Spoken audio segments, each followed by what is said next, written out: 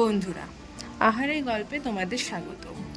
এখন ইঁচড়ের সিজন চলছে, তাই ইঁচড় এখন প্রায় বাড়িতেই তৈরি হচ্ছে নানান রকমভাবেই। কিন্তু এইভাবে আমার মতো করে কি তোমরা একবারও ইঁচড় বানিয়ে খেয়েছো? যদি একবার বানিয়ে খাও, এর স্বাদ কিন্তু তোমরা কখনো ভুলতে পারবে না। মন চাইবে আবারও বারবার করে বানিয়ে খাই। আমি বানিয়েছিলাম, এমন স্বাদ হয়েছে, একদম পুরো মাংসের মতো। সত্যিই বোঝা যাচ্ছিল না এটা মাংস না ইঁচড়। চলো দেরি না করে ঝটপট বানিয়ে ফেলি।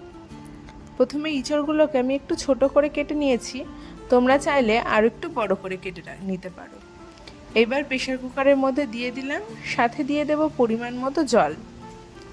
এর সাথে দিয়ে দেব কিছুটা পরিমাণে হলুদ আর কিছুটা পরিমাণে লবণ।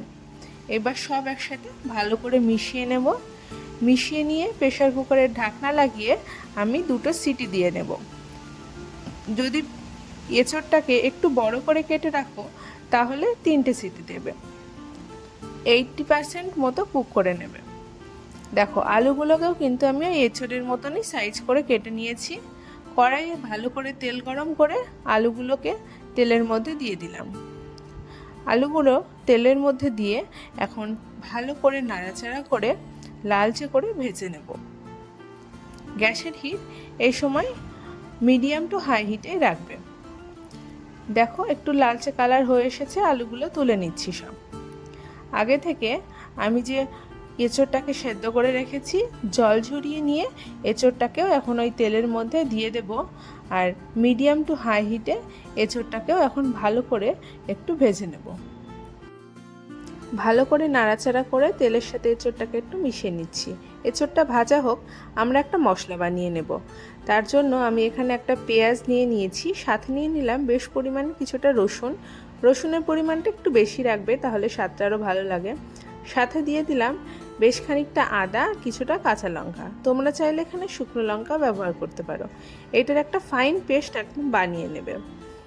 দেখো, এঁচড়টাও কিন্তু মশলাটা তৈরি করতে করতে আমার এঁচড়টাও ভাজা হয়ে গিয়েছে। এঁচড়ের ওপরে বেশ একটা লালচে কালারের একটা কোটিং চলে এসেছে। দেখো, দেখিয়ে দিচ্ছি, বেশ লালচে লালচে হয়ে এসেছে। এই সময় এঁচড়টা তুলে নেবে।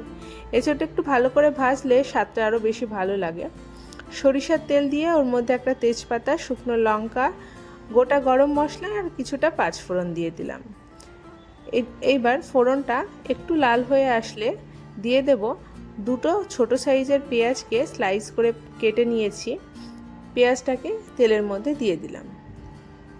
আবারও খুন্তি দিয়ে এখন একটু নেড়ে দিচ্ছি। নাড়াচাড়া করে এখন পেঁয়াজটাকে একটু লালচে করে ভেজে নিতে হবে। এই সময় গ্যাসের হিটটাও মিডিয়াম টু হাই রাখবে। দেখো, লালচে কালার হয়ে এসেছে না? এইবার আমি আগে থেকে যে পেস্টটা বানিয়ে রেখেছিলাম সেইটা এর মধ্যে দিয়ে দিলাম। আবারও আমি একটু নেড়ে দেব। পুরো মশলাটাকে তেলের সাথে ভালো করে মাখিয়ে আমি কষে নেব একটু।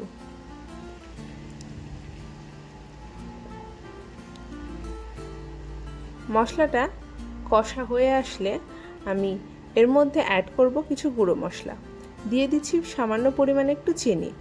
সাথে দিয়ে দিলাম হলুদ গুঁড়ো, লবণ, ধনিয়া পাউডার, জিরা পাউডার আর শুকনো লঙ্কার গুঁড়ো।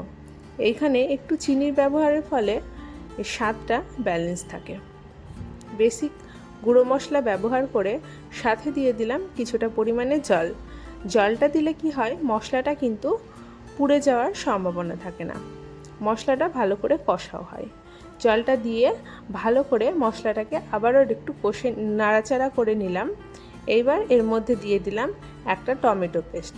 টমেটোটাকেও ভালো করে এখন একটু কষে নেব। হাই হিটে রেখে এই মশলাটাকে আরও একটু কষিয়ে নিলাম। কষানো হয়ে গেলে এর মধ্যে এখন দিয়ে দেব যে মশলা ধোয়া জলটা ছিল, সেই মশলা ধোয়া জলটাকে আমি এখন দিয়ে দেব। দেখো, কষানোটা কিন্তু হয়ে গিয়েছে। এইবার মশলা ধোয়া জলটাকে দিয়ে দিলাম। তোমরা চাইলে এমনি জলও ইউজ করতে পারো। এইবার একটু মশলা ধোয়া জলটার সাথে মশলাটাকে পুরোটা ভালো করে মিশিয়ে নিয়ে আগে থেকে ভেজে রাখা আলু আর কাঁঠালটাকে এর মধ্যে দিয়ে দিচ্ছি। আবারও মশলার সাথে একটু ভালো করে মিশিয়ে নেব। ভালো করে মিশিয়ে নিলে মশলাটা কিন্তু এঁচোড় আলুর ভেতরে ভালো করে ঢুকে যাবে। দেখো ভালো করে একটু মিশিয়ে নিলাম। এবার ঢাকনা লাগিয়ে আমি লো টু মিডিয়াম হিটে কিছুক্ষণ কুক করে নেব। ঢাকনা তুলে নিচ্ছি। দেখো মশলাটা কিন্তু অনেকটা কষা হয়ে এসেছে, আরও একটু নাড়াচাড়া করে নিই। এই সময় এই সবজিগুলোর সাথে মশলাটা একটু ভালো করে কষে নিলে সবজিগুলোর ভেতরেও মশলার স্বাদটা কিন্তু ভালোভাবে ঢুকে যায়, খেতে আরও সুস্বাদু লাগে। কষাটা হয়ে গিয়েছে। এই সময় আমি দিয়ে দেব বেশ কিছুটা পরিমাণে গরম জল। জলটা আমি যতটা পরিমাণে গ্রেভি রাখবো সেই পরিমাণ মতোই রাখবো, তার থেকে আর একটু বেশি নেব, কারণ মশলার সাথে সবজিটা এখন ফুটবে, জলটা একটু শুকোবে। দেখো ভালো করে আবারও সব মিশিয়ে নিচ্ছি। মেশানো হয়ে গেলে ঢাকনা লাগিয়ে এখন আমি ফুটিয়ে নেব। ফুটতে শুরু করে দিয়েছে, ঢাকনাটা তুলে নিচ্ছি। দেখো ঢাকনাটা তুলে একটু ভালো করে নেড়ে দেব।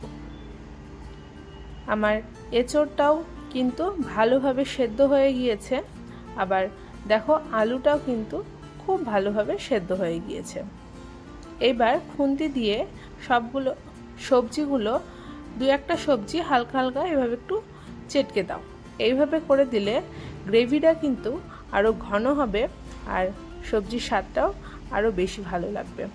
ঢাকনা দিয়ে আরও 2-4 মিনিট একটু ফুটিয়ে নেব, যাতে সবজিটার ঘনত্বটা ঠিকঠাকভাবে চলে আসে।